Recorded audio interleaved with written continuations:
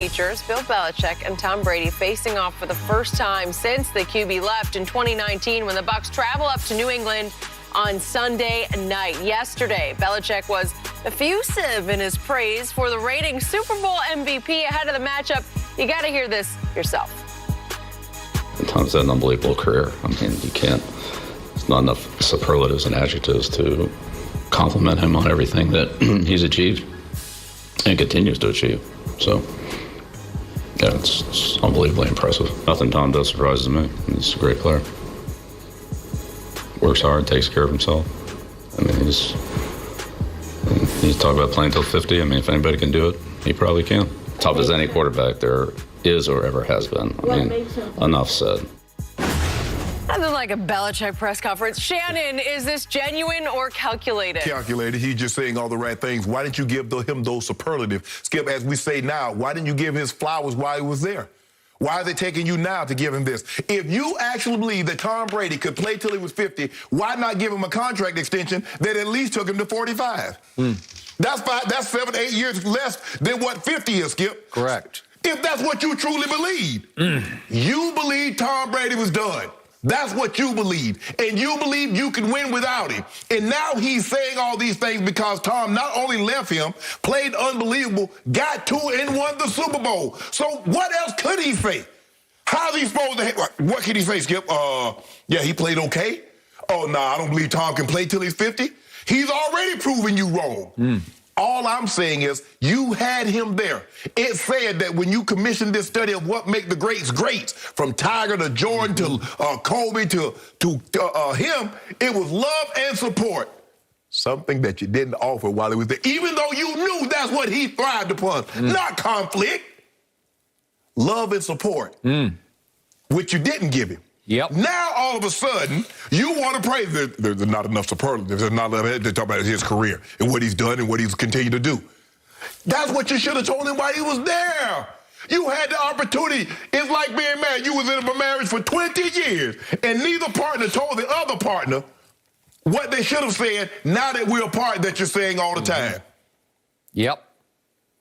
Maxwell's song, things you should have said, but we didn't say. Stop it. Coach Belichick. Like I said, Skip, if Tom says he only says 10% of what he's actually thinking, I believe Coach Belichick says 0% of what he's actually thinking. So, genuine or calculated, in my view, it was nauseatingly calculated. It was disgustingly calculated. It was ironically calculating because he pushed the guy out the door. Thank you. And I remind you, once upon a time, they had a home AFC championship game against the defensive unit then called Saxonville, Jacksonville Jaguars. The Wednesday practice ahead of that game, Tom, somehow you thought he did it as a home accident. I don't know what happened, but he said he got his hand stuck on Rex Burkhead's helmet or something on a handoff. I don't know what it was. And it ripped apart his palm below his throwing thumb. It required, according to Tom, 12 stitches to close on Wednesday ahead of the Sunday sort of late afternoon game, right? Yeah. Not only did he play, but they were down 20-10 going to the fourth quarter, and he threw for 124 yards and 2 touchdowns in the fourth quarter in the cold with 12 stitches in the palm of his throwing hand. I have to believe that's not that easy to do. Okay. Because it's hard enough to control a football spiral and accuracy when you don't have a bunch of stitches rising above your palm, right? Correct. So it's going to be a little off, but he was dead on in the fourth quarter. And I think he just did it out of sheer will to get them to yet another Super Bowl. Unfortunately, that was the Malcolm Butler Super Bowl. But the point was, post-game, first question, Bill's asked about how great was that by your quarterback? And his answer was, it wasn't exactly open heart surgery.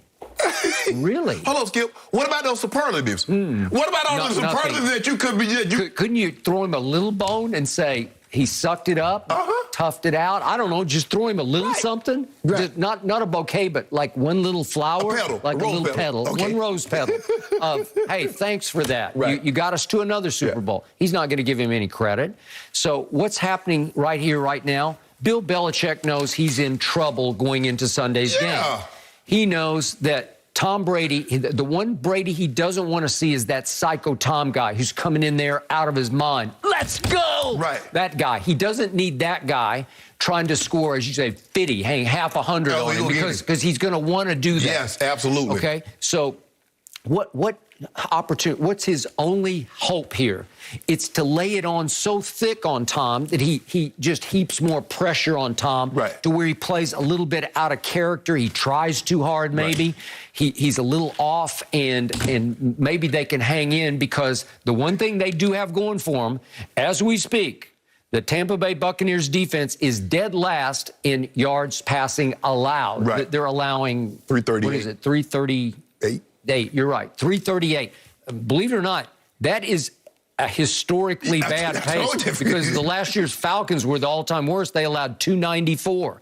338? Really? Would you believe the Buccaneers have a grand total of 3 sacks through 3 games? That is bottom of the list. That is dead last in the NFL. So, again, Belichick has to be thinking, well, maybe we could outscore him, but I got to heap pressure on him. I just lay it on thick. And I've also got to try to convince everybody we wanted him to stay. Baloney. You didn't. It's the biggest bunch of bull ever. Skip, if you want somebody to stay, you don't try to replace them. If you want me to stay in the corporation, Skip, you don't go get somebody to do the job that I do and then try to put them in my position. You got Jimmy Garoppolo, and you tried to trade Tom Brady and put Jimmy in the starting job. How does that tell Tom, Tom, we want you? Really? You want me that bad that you want me to replace me? Stop it, Coach Belichick. And everybody knows. We're going to talk about this a little later. Tom says, I know exactly what they're being told in the meetings because I heard it for 20 years. He did. So you can't fool Tom Brady. Tom Brady know you full of caca. No, I already know it. So you up there trying to do all this revisionist history and how much you adore Tom Brady and how great his career is. Stop it. Because if you believe the man could play till he was 50, Skip, you could have just gave him a 3-year extension. And that way he plays till he at least 45, and then you could reevaluate it at that point in time. You know, and I know, his dream was to finish his career in New England. Yes. So here's Bill Belichick. He's a 7-point underdog to Tampa Bay at home on a Sunday night game, the big stage. When the last time Coach Belichick, a 7-point? 7-point I don't underdog. know. Have they ever been a 7-point underdog in the Tom Brady era? No, that's a good question. I don't have the answer to. I don't know, but you're probably not at home, Skip. Not 7 points. Maybe 2 or 3, but not 7. A touchdown at home? I'm trying to think. In the Brady? No, sir. No, not a touchdown. No. Because I'm going all the way back to when he first started. To the playoff games. Like I was there for the Raiders game. And the Raiders were really good that year. They were a Super Bowl caliber team. And yet I think I was surprised to find, and I'm just off the top of my head, I believe New England was favored in that game, and it shocked me because I just didn't think that much of that kid playing quarterback. I'm trying to think of a time that Tom Brady has been a 7-point underdog, period. You'd be hard-pressed to find it. I just don't know. That's how good he's been for that long. Okay, well, Belichick's roster has been depleted.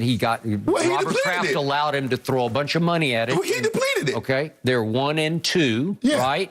And they're in danger of falling to 1-3. And if they do, it's going to rain down on Belichick there, because if they lose this game, especially if they lost it convincingly. Oh, they're going to lose it convincingly. Hey, Patriot Nation would be it'd be like, okay, that's it. And there would be some heat on Belichick. Of course. On the hot seat, as in, Robert, are you sure about this? You want to keep going here? Skip, I think the thing is, for the longest time, everything Coach Belichick did is that the fans supported because, we're winning. They didn't realize that they had a guy that was behind center that was really pulling all the strings. Now, one guy was making all the moves. Thank you. But agreed. Now, all of a sudden, they're like, hold on. They look at Coach Belichick in a different light now. Tom is still the chosen one. He's God's son in their eyes, Skip. So it's hard for me to see a scenario that Coach Belichick will ever be as popular in New England as the guy that's coming back to do damage to him on Sunday. What percentage of the fans in the stands on Sunday night at Gillette will be wearing 12 jerseys, number 12s? What percentage? 50. I'm with you. I was just going to say, it's got to be at least half will wear their old Brady jerseys, right? Yeah. because they're there to honor him. They want the Patriots to win, but they won't be unhappy if he wins. Yeah. And Skip, the thing is, I don't know if anybody sold more jerseys because of the success that he's had with the Super Bowl logos and all that and the different uniforms, the throwbacks. Think about it. When you get a player like him, I want to say I got every jersey he got. So New England's probably come out with, what, 15 jerseys? And I got all of them. There's probably 100,000 people that have every Tom Brady jersey. And now that he's gone, we're back. So I'm sure there might be a few fans from Tampa I don't know how well Tampa travels. They probably travel a little better now that they have Tom than they did before, Skip. But, hey, I'm bringing out the New England Patriots fans, Skip, I'm bringing out my Tom jersey. Yep.